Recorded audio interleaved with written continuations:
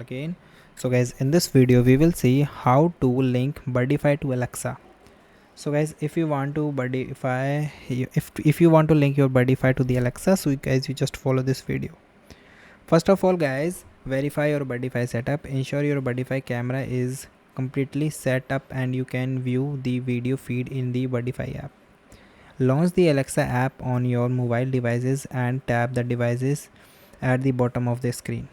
Then guys, tap plus icon in the top right corner and select the add devices.